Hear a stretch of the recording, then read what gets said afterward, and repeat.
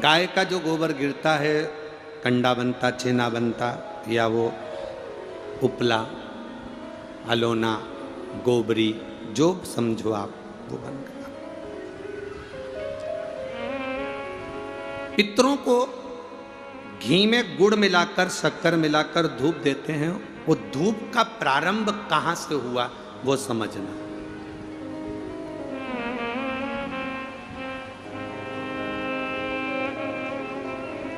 असमंज ने वशिष्ठ बाबा से कहा मेरे भाई नहीं मिल रहे। वशिष्ठ ऋषि ने कहा रुको, अपने शिष्य से कहा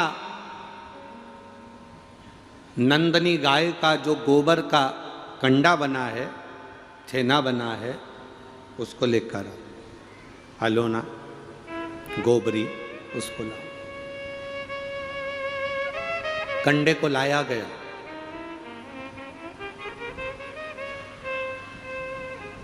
अग्नि में जलाया गया। जलाकर असमंज के सामने उसको रखा गया। उसमें नंदनी गाय के दूध का घी बनाकर उस कंडे पर छोड़ा गया। कंडे में से जो धुआं निकला, जो धूप निकली, जो तरंग निकली, जो सुगंध निकली, वशिष्ठ बाबा ने असमंज से कहा सुनो, ये तरंग, ये धुआं, ये गंध इस कंडे की, गाय के गोबर के कंडे की उस घी की तरंग जहां जा रही है वहां तुम जाओ। इस तरंग, इस सुगंध के पीछे पीछे जाना, तुम्हें तुम्हारे भाई प्राप्त हो जाएंगे। असमंज उस तरंग सुगंध के पीछे पीछे पीछे पीछे पीछे पीछे खुशबू लेते हुए सुगंध धुएं के पीछे पीछे जाने लगा।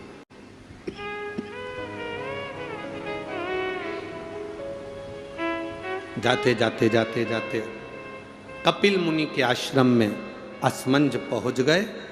सुगंध, जो कंडे पर धूप दी थी, घी छोड़ा था, नंदनी गाय का जो घृत छोड़ा गया था, उसकी गंध से कपिल मुनि के आश्रम में राजा रुक गए।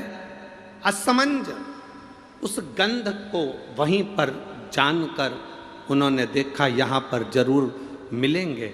तब कपिल मुनि मिले और कपिल मुनि से मालूम पड़ा कि मेरे 60,000 भाइयों ने कपिल मुनि पर घोड़े के चोरी का, अश्व की चोरी का इल्जाम लगाया था। अश्वमेध यज्ञ के अश्व की चोरी का इल्जाम लगाया था, इसलिए ये 60,000 कपिल मुनि के आश्रम में जलकर भस्म हो गए। 60,000 राख के ढेर बन गए। असमंज ने कपिल मुनि के हाथ जोड़ लिए, गुरुवर मैं आपको नमन करता हूँ, मेरे भाइयों से गलती हो गई, आप पर चोरी का इल्जाम लगा दिया। निवेदन केवल इतना है कि अब मेरे भाइयों का कल्याण कैसे होगा। ये मेरे 60,000 जो भाई मरे हैं, इनकी मुक्ति कैसे होगी, इनका मोक्ष कैसे होगा।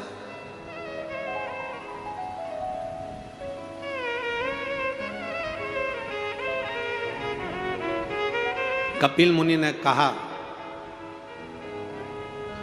ब्रह्मलोक से गंगा पृथ्वी पर लेकर आना। गंगा का जल जब कपिल मुनि कहते हैं मेरे आश्रम में आएगा, तो ये 60,000 राख के ढेरों का कल्याण गंगा का जल कर जाएगा। ये गंगा का जल 60,000 राख के ढेर का उद्धार कर जाएगा। गंगा का जल लाना चाहिए।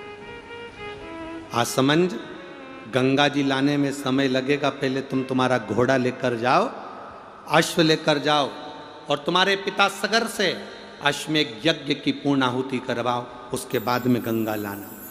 अश्व लेकर असमंज चले, पर असमंज घर नहीं गए, वशिष्ठ बाबा के घर पर पहुंच गए। वशिष्ठ ऋषि के यहाँ जाकर असमंज ने हाथ जोड़कर कहा गुरुदेव, तुमने जो कंडे पर घी छोड़ा था, गाय का जो घी छोड़ा था, उसकी जो गंध उठी थी, वो गंध ने मुझे अपने भाइयों से मिलवा दिया।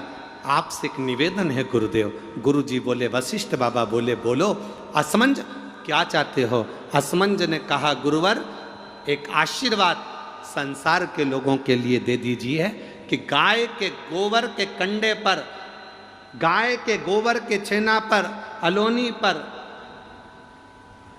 इस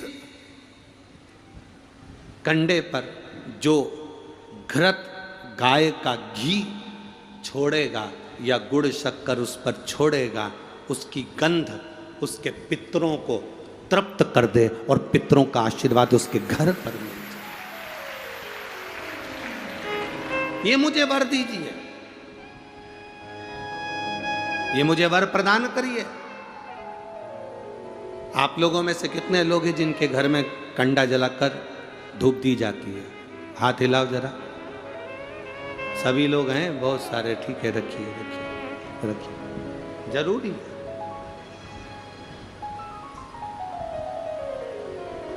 श्राद्ध पक्ष में ये दुनिया के लोग भले हंसे हमारे सनातन धर्म पर, दुनिया के लोग भले हमारे सनातन धर्म पर उंगली उठाएं कि कंडा जलाकर धूप छोड़ने से क्या पूर्वजों को मिल जाती है, घी शक्कर छोड़ने से क्या हमारे पूर्वजों को प्राप्त हो जाती है। दुनिया के लोग कितना भी हंसें, दुनिया के लोगों को ये ज्ञान होना चाहिए कि गाय के घी में, गाय के कंडे में जब अग्नि तपती है और गाय का घी जब कंडे पर डलता है तो हमारे पूर्वजों को वो तरंग प्राप्त होकर हमें वर प्राप्त होता है और हमारे जीवन का कल्याण होता है, हमारे जीवन का सुख प्राप्त होता है।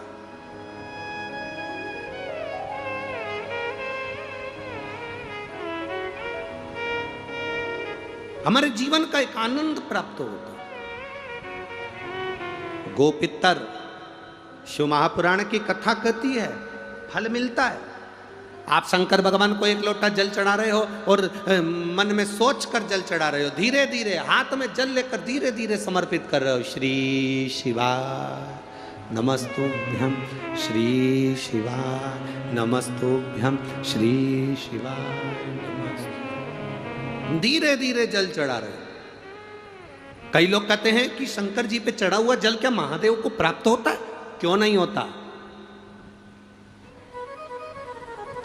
क्या देगा मेरा शंभू, क्या प्रदान करेगा मेरा भोलेनाथ, क्या देगा मेरा शंभू पता नहीं, पर इतना जरूर है कि खाली ना जाता कोई दर से तुम्हारे, खाली न जाता कोई दर से तुम्हारे, मैं भी खड़ी हूँ नन्ही बाहें पसारे, अपने हृदय से लगा लो, गिरा जा रहा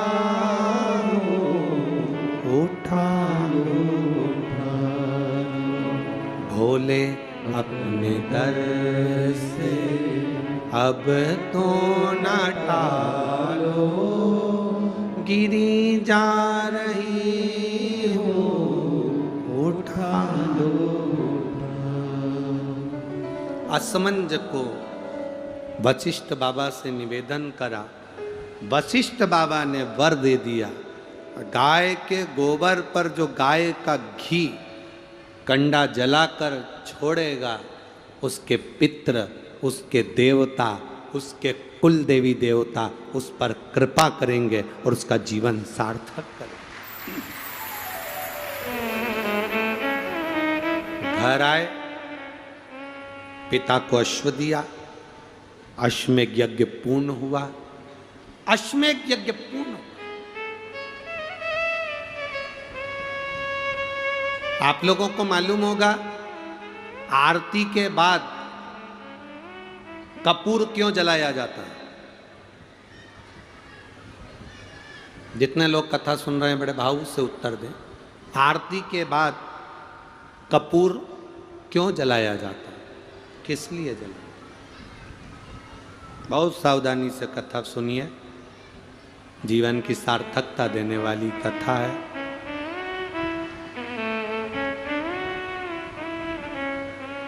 बहुत दिल से सुनोगे वो दिल से देगा।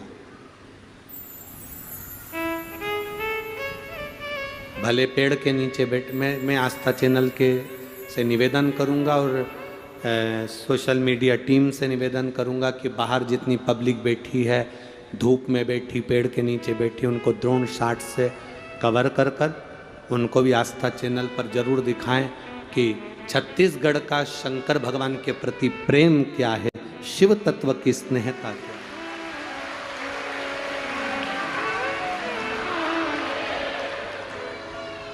शंभू की कृपा।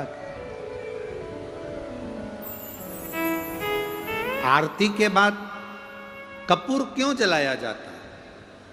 शिव महापुराण की कथा कहती है, आरती होने के बाद मंदिर, देवालय, शिवालय, पूजन, कथा, सत्संग में कपूर जलाने का एक कार्य इसलिए है, कपूर अश्वमेध यज्ञ की पूर्ण आहुति का फल प्रदान करता है और हमें अश्वमेध यज्ञ का फल मिलता है, इसलिए कपूर को आरती के बाद जलाया जाता है।